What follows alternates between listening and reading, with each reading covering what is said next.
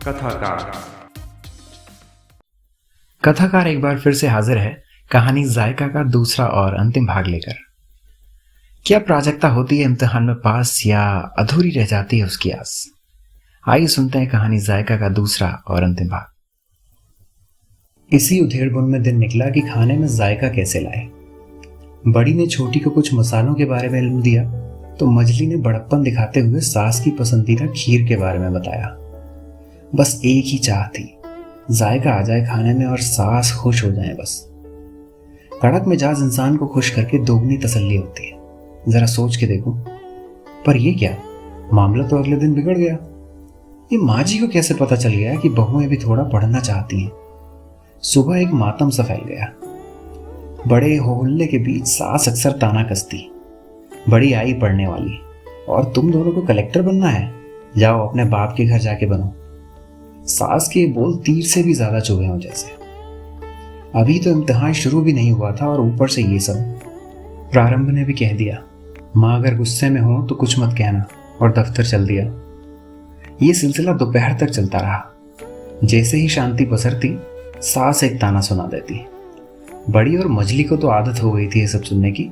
सबसे ज्यादा चुभती छोटी को। आदत जो नहीं थी, ताना सुन के सुबकने भी लगी थी। माँ को इतना याद किया कि क्या बताएं। कुछ पल तो लगा कि काले पानी की सजा मिली हो, अब जिंदगी ऐसे ही काटनी पड़ेगी। वो तो बड़ी ने आके सीने से लगाया तब जाके राहत मिली। अरे पगली, ऐसे रोते हैं क्या? ये तो इनका हमेशा का है। मुकेन बाबू ने समझा बुझा के शाम तक मामला रफा दफा किया। शाम बीती, रात आई। प्राजक्ता ने बड़ी का दरवाजा खटखटाया। सो गई क्या दीदी? बड़े ही शांत स्वर में पुकारा।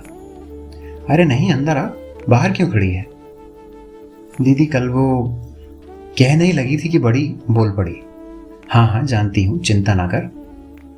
दीदी कुछ ऐसा नुस्खा बताओ कि माँ खुश हो जाए, खाने में जायका आ जाए।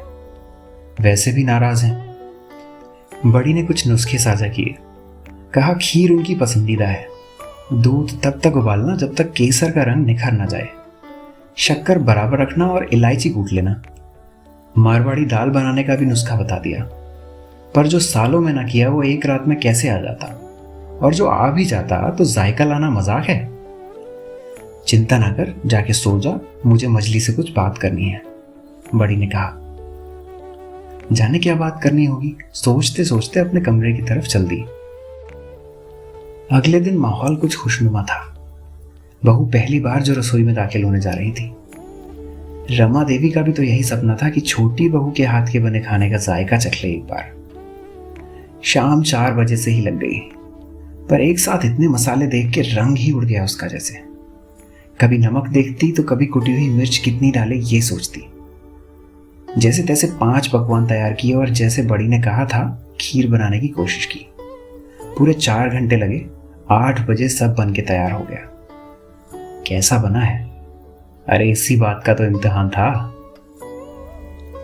मेज पर तश्तरियां लग चुकी थी। रमा देवी ने परोसने का हुक्म दिया। देखें बहुरिया के हाथों में जायका है भी कि नहीं।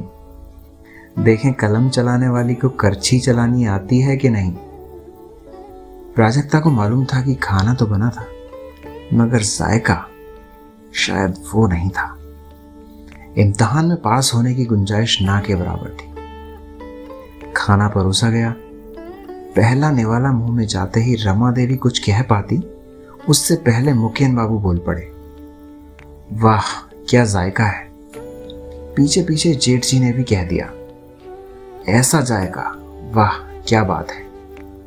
तारीफों के पुल बांध दिए सबने। रमा को लगा जैसे उसकी जीभ में कोई स्वाद ही नहीं है आज, वरना सब तो तारीफ कर ही रहे थे। प्राजक्ता ने हैरत में सबको देखा।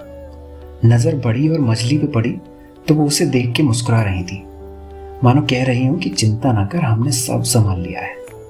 कल रात ही सबको कह दिया था कि खाना कैसा भी बने तारीफ ही करनी है। रमा देवी भी मुस्कुराने लगी। जायके का पता ही नहीं चला। हाँ, जब खीर खाई तो कह बैठी, वाकई कमाल है तेरे हाथों में।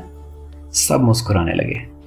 इतने में रमा कहने लगी, सुना है तू पढ़ाना चाहती है बड़ी और मछली को।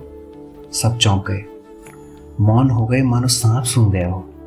रमा ने बहुओं की तरफ देखते हुए कहा, कल बाजार जाके सलेट और चाक ले आना, कल से छोटी तुम दोनों को पढ़ाएगी। सबके चेहरे पे मंद मंद मुस्कान थी। रमा देवी की बात ने खाने का जायका मानो कई गुना बढ़ा दिया था।